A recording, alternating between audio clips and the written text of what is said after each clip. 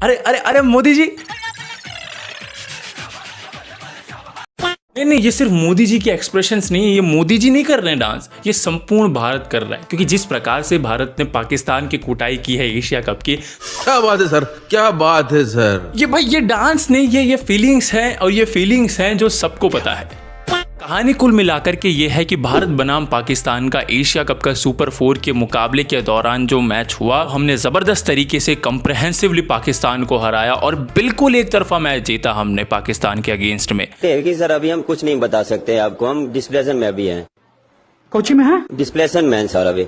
एक चीज मैं आपको और बताना चाहता हूं कि जो हमारे प्राइम मिनिस्टर हैं वो अभी G20 समिट के अंदर बिजी चल रहे थे, तो उन्होंने इतना ध्यान नहीं दिया। खैर 2 सितंबर को जब भारत पाकिस्तान का मैच हुआ था तब भी बरसात आ गई थी, मैच नहीं हो पाया था, लेकिन तब हमारी स्थिति थोड़ी डामाडोल हो गई थी। हमारा टॉप ऑर्डर थोड़ा फेल हो चुका था और मिडल ऑर्डर ने वो थोड़ा नैया बचा ली हमको, नहीं हम शर्मनाक तरीके से उस समय कोलैप्स कर जाते। पाकिस्तान के वजीर आजम ने बड़े अच्छे अच्छे ट्वीट किए, Shaheen they can't play him. तो आज इस मैच के बाद में मैं पाकिस्तान के वजीर आजम को यही कहना चाहता हूं, बैठो बेटा, बहुत कुछ समझना है जिंदगी में। मतलब पाकिस्तान के वजीर आजम को इंडिया वर्सेस पाकिस्तान मैच में इतना इंटरेस्ट आ रहा है जितना तो उनको पाकिस्तान के डेवलपमेंट में नहीं आ रहा। तो कहानी कुछ इस प्रकार से है कि 2 सितंबर के बाद पाकिस्तान जिस तरीके से आत्मविश्वास से लबरेज हो गई, टॉस जीता बाबर आजम ने और पहले बोलिंग का फैसला किया। इस बार रोहित शर्मा, वड़ा पाव और शुभमन गिल 2 तारीख का सारा गुस्सा इकट्ठा करके इस मैच में खेलने को उतरे थे। इस मैच की शुरुआत से हमने ये दिखा दिया था कि भाई हम तो आज पाकिस्तान को कूटने के लिए ही उतरे हैं। मतलब बाद में देखी जाएगी जेसीबी की खुदाई, पहले होगी पाकिस्तान की ठुकाई।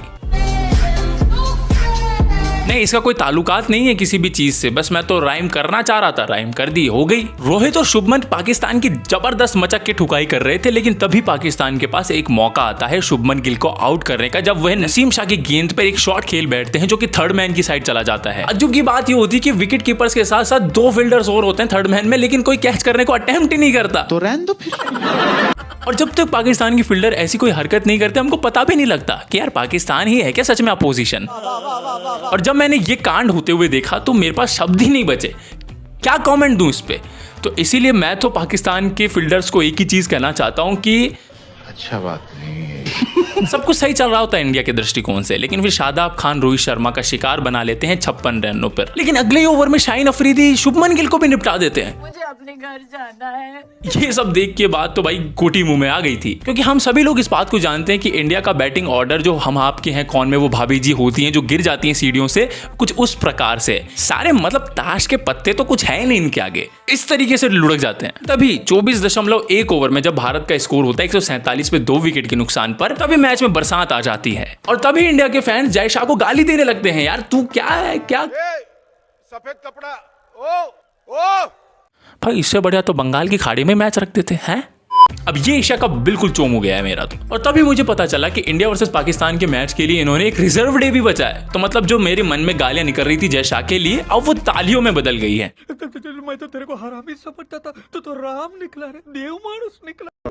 और रिजर्व डे के लिए मैं भगवान से सिर्फ एक ही प्रार्थना कर रहा था कि हे भगवान, चाहे मत देना एक भी लड़की तू मेरे कंधों पे, लेकिन कल बरसात नहीं होनी चाहिए कोलंबो पे।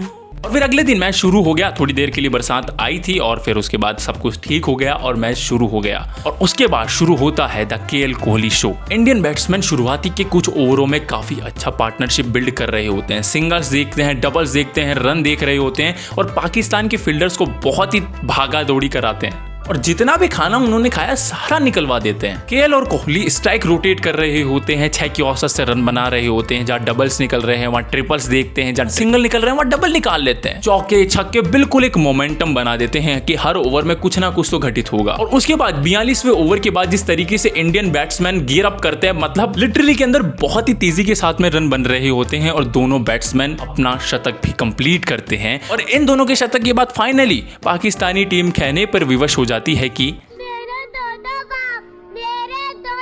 और इन सब के बाद भारत 356 रन बना देता है 50 ओवर के मुकाबले पे सिर्फ 2 विकेट खो करके। यहीं जीत पक्की हो गई थी, चाहे तो तुम कह दो कि भाई हम नहीं खेल रहे हैं तो भाई बहुत बुरा हारेगी पाकिस्तान, ये सबको पता लगने लगा था। आपको ये लग रहा था कि भाई इंडिया के बैट्समैन ने पेल दिया, इंडिया के बैट्समैन ने पेल दिया, नहीं भाई, इंडिया के बैट्समैन ने नहीं, इंडिया के बॉलर्स भी पेल करके चले गए पाकिस्तानी बैट्समैन को। मतलब चारों तरफ से जहां से आप एरिया दे रहे हो वहां से ठोक करके जा रहे हैं। इंडियन बॉलिंग लाइनअप ने अपनी पहली गेंद से पाकिस्तानी बैट्समैन को धराशायी कर दिया था। मतलब वो तो किस्मत थी कि बस एज नहीं लग रहे थे, वरना तो गेंदबाजी बिल्कुल टॉप नॉच हुई थी। और हार्दिक पांड्या की जो वो बाबर आजम को डिलीवरी थी, वो एक नंबर डिलीवरी थी भैया, उसके लिए तो शब्द ही कम पड़ जाए, इतनी शानदार डिलीवरी थी वो। अब पाकिस्तानी बैटिंग लाइनअप पे मैं जोक क्या मारूं, वो तो ऑलरेडी जोक है। बस यही था कि भारत ने एक तरफा कंप्रेहेंसिवली पाकिस्तान को बहुत बुरी तरीके से हराया। भाई ये था जो भी था। आज के वीडियो में फिलहाल इतना ही। आपको बहुमूल्य समय देने के लिए बहुत बहुत धन्यवाद। अगर ये कौन बोल रहा है कि कोहली मैच से पहले पाकिस्तानी प्लेयर्स को चुटकुले इसलिए सुनाता है ताकि इंजेक्शन के टाइम पे उन पे दर्द ना हो।